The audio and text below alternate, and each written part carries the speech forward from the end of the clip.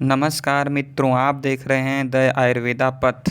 तो आज हम जानेंगे अम्ल पित्त हो जाने पर यानी एसिडिटी हो जाने पर क्या क्या लक्षण देखने को मिलता है। ठीक है, आयुर्वेद में अम्ल पित्त इसको बोलते हैं। ठीक है, तो जी मिचलाना, मुंह का स्वाद कड़वा होना, मीठा रहना, डकारे आते रहना, जैसे कि ऐसे करके डकारे आते रहना, गैस बनना, छाती में और गले में जलन होना, क्योंकि एसिड रिफ्लक्स होगा, ऊपर की तरफ जाएगा तो गले और छाती में जलन होगा। भोजन का ठीक से न पचना, बिना परिश्रम किए थकावट हो जाना।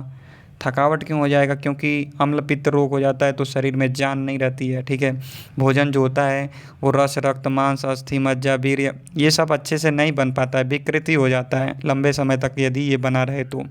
इसके अलावा किसी काम में मन न लगना, तो मन कैसे लगेगा? रस धातु ही विकृत हो जाता है। ठीक है, हाथ पैर व आँखों में जलन, कब्ज, मुंह सूखना, खट्टी डकारें आना। ठीक है, बेचैनी और घबराहट होना।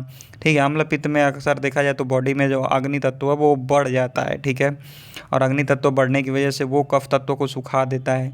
ठीक, तो मुंह सूखेगा, खट्टी डकार आएगा, बेचैनी होगी, घबराहट होगी, और भी लक्षण ऐसे मिलेंगे आपको।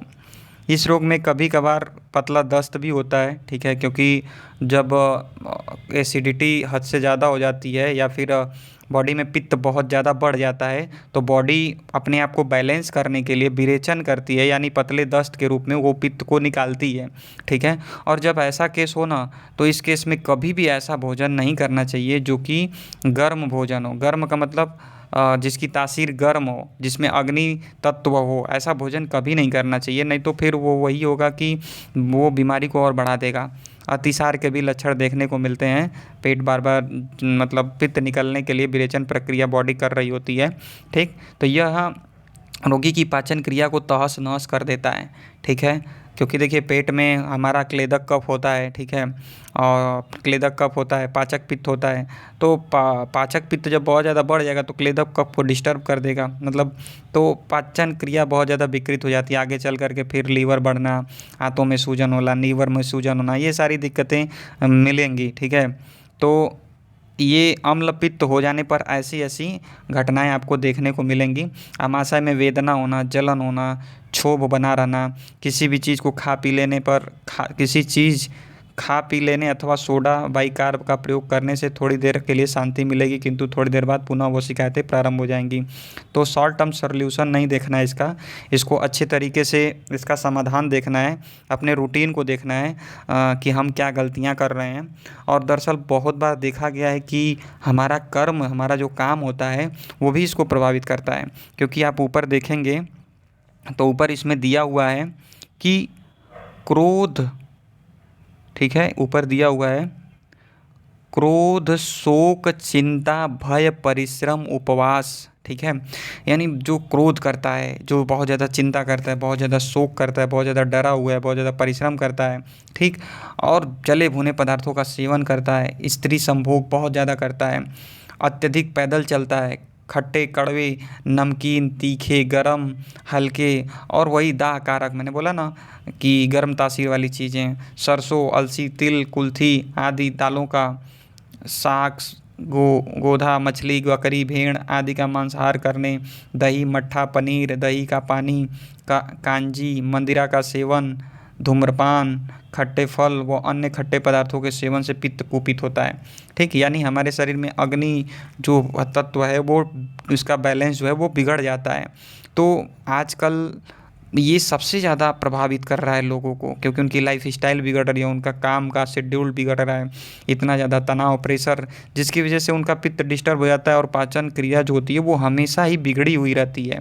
ठीक है, तो आयुर्वेद जो है वो हमें हर एक चीज़ का रास्ता दिखाता है। ठीक है, थोड़ा सा और इसको देखें तो आयुर्वेद शास्त्र ने जो उपरोक्त पित्त विकृति लक्षण बताए हैं उन्हें आधुनिक चिकित्सा की एलोपैथ ने निर्विवाद रूप से स्वीकार कर लिया है।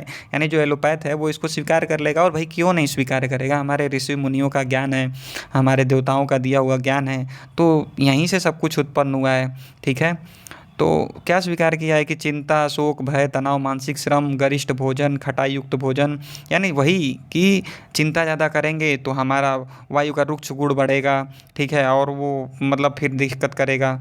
ये सब मतलब एक दूसरे से कनेक्टेड हैं। इसमें अग्नि तत्व, खटाई जो होता है उसमें जल तत्व और अग्नि तत्व होगा, ठीक है। तो वो क्या करेगा, वो हमारे अग्नि तत्व को, यानी अग्नि बढ़ी हुई है और अग्नि डाल दिया तो और बढ़ा देगा, ठीक। तो ऐसे करके और दिक्कत हो जाएगी, जलन होगा बॉडी में। हाइड्रोक्लोरिक अम्ल का सांद्र स्राव सांद्र रूप से होने लगता है। मतलब एलोपैथ ने क्या स्वीकार किया है, एलोपैथ ने स्वीकार किया है कि आयुर्वेद शास्त्र ने जो उपरोक्त पित्त विकृति व कारण बताए हैं, उन्होंने आधुनिक चिकित्सा शास्त्रियों ने निर्विवाद रूप से स्वीकार कर लिया है। वैज्ञानिक खोजों से प्रमाणित हो चुका है कि चिंता, शोक, भय, तनाव, मानसिक श्रम, गरिष्ठ खटाई युक्त भोज्य पदार्थ सेवन करने के कारण जो आमाशय में HCl हाइड्रोक्लोरिक अम्ल का स्राव है वो सांद्र रूप से होने लगता है, जिसके दुष्परिणाम अम्ल पित्त रोग उत्पन्न होता है, ठीक है। तो ये अम्ल पित्त रोग आज बहुत कॉमन सा हो गया है, जिसकी वजह से आज लोगों की इम्यूनिटी बहुत कम हो गई है, ठीक है। लोगों के अंदर जान नहीं है, लोग मतलब लोगों की आयु कम हो रही है, तो बहुत सारे कारण हैं, ठीक है। तो दोस्तों आप इसको समझिए, आयुर्वेद एक ऐसा विषय है जो हर एक इंसान को पढ़ना पड़ेगा अगर स्वस्थ रहना है तो, ठीक है। तो आप बताएं वीडियो कैसा लगा, और अच्छा लगा हो तो कमेंट में बताएं, क्या नहीं समझ में आया वो भी बताएं, कुछ जानना पूछना चाहते हैं तो वो भी पूछें, ठीक है। बाकी अगर इस चैनल को फॉलो सब्सक्राइब नहीं किए हैं तो आप ज़रूर करें, ठीक है। धन्यवाद।